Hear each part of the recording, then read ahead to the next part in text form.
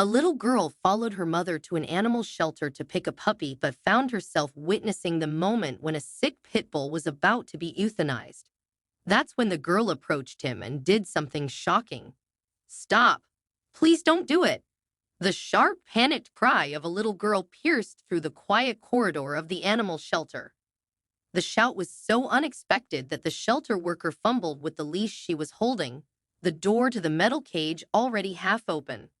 Inside the cage, a sickly pit bull lay curled up in the corner, his body trembling as if he knew what was coming next.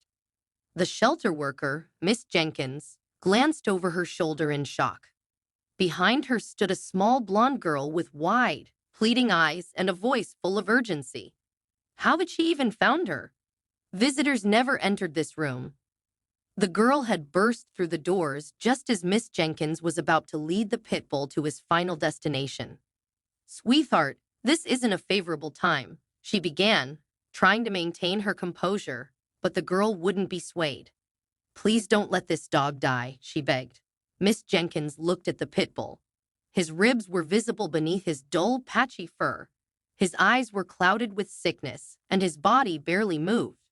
This dog had been through so much, and his time had run out, but the desperation in the girl's voice made her pause. Rex had been at the shelter for far too long, his illness draining the meager resources they had. No one had come forward to adopt him, and his condition had only worsened. This was the only choice left, or so they told themselves.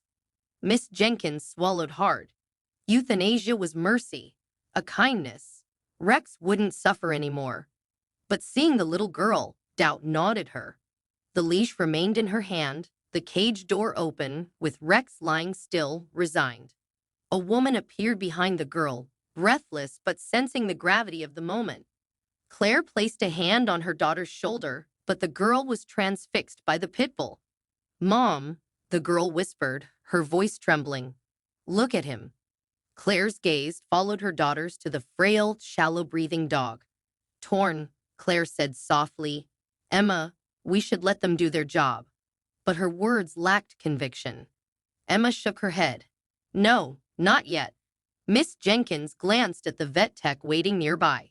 Time seemed to stretch, the room heavy with indecision. "Please," Emma whispered, her voice urgent. Claire sighed, kneeling beside her. "Sweetheart, this dog is very sick. Sometimes we have to make hard choices." But Emma's eyes stayed fixed on Rex. Suddenly, she reached through the bars, her small hand trembling. The pit bull blinked, tilting his head as he sniffed, his gaze settling on her outstretched fingers. Claire held her breath, heart pounding, while Miss Jenkins stood frozen. No one moved. Time stood still as Emma's fingers brushed Rex's nose. He didn't flinch or growl, but simply looked at her, tired and sad. Emma knelt, her face near Rex's. "It's okay," she whispered gently. Earlier that morning, Emma had woken with an unnameable mix of excitement and anxiety. Today, they were finally visiting the animal shelter. After months of asking, Claire had agreed to look at dogs. "We'll look," Claire had said, making it clear they wouldn't bring home a dog just because it looked cute. Emma's heart, however, was already set on finding a dog who needed her as much as she needed it. Inside the shelter, Emma eagerly searched each cage for her new friend. Puppies wagged their tails, and some barked excitedly. But at the far end of the room, she found a still, silent pit bull. She knelt by his cage, her heart heavy at his frail body and dull coat. "Mom," she whispered. "He looks so sad." Claire knelt beside her, feeling her own heart ache. "Sweetie, he's very sick," Claire said gently. "I don't know if we can help him." Emma shook her head, her eyes on the pit bull. "He just needs someone to love him." When Miss Jenkins approached, her face was somber. "I'm sorry, but he's scheduled to be euthanized today. We've tried everything, but he hasn't improved." The word euthanized echoed coldly in Emma's mind. She couldn't let it happen. Now, back in the room, Emma reached through the bars, her fingers brushing Rex's fur. The pit bull blinked, his eyes focusing with something like curiosity. Claire and Miss Jenkins watched as Emma whispered softly to him, her voice warm and kind. Slowly, Rex leaned forward, pressing his nose against her hand. The room remained still, the air thick with tension. Miss Jenkins felt the leash in her hand slacken as she let out a breath she hadn't realized she'd been holding. The vet tech shifted uncomfortably, unsure of what to do next. Then, without a word, Emma did something unexpected. She reached into her pocket and pulled out a small, crumpled piece of paper. She unfolded it carefully, her hands shaking as she smoothed it out on the floor. Miss Jenkins, Claire, and the vet tech stared at the paper, uncertain of what they were seeing. It was a child's drawing of a dog with a heart above his head, alongside the words, "Asterisk, I'll be your friend." Asterisk, in that moment, everything became clear. Emma had come prepared, fully believing that this sick, broken dog was meant to be hers. She'd written him a promise before she even met him. Claire stared at her daughter in disbelief. "Emma, honey, we can't just." "Yes, we can," Emma interrupted, her voice steady. "He needs us, Mom. He needs me." Miss Jenkins, still watching, felt her heart soften. "I have to be honest with you," she said. "Rex isn't well.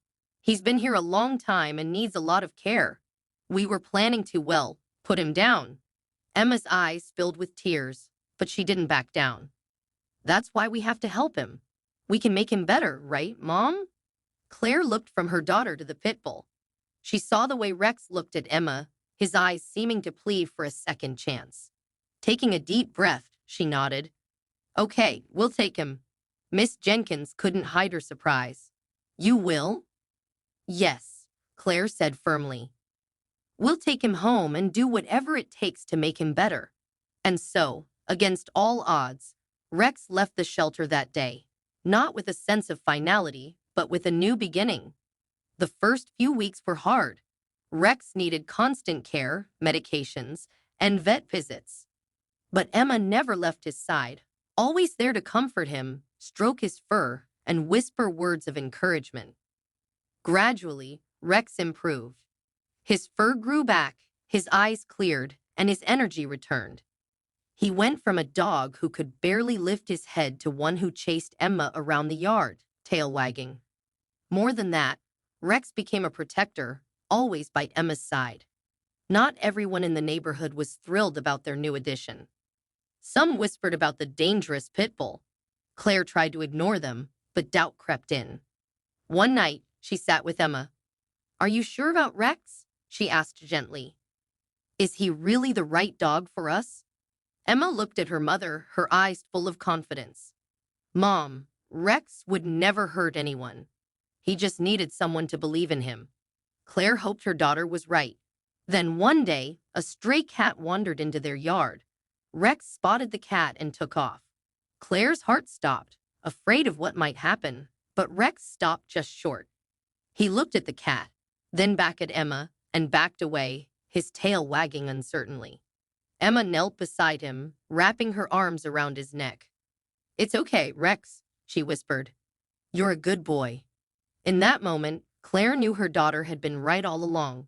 Months passed, and Rex became a beloved member of the family, transformed by the love of a little girl who had seen something in him that no one else did.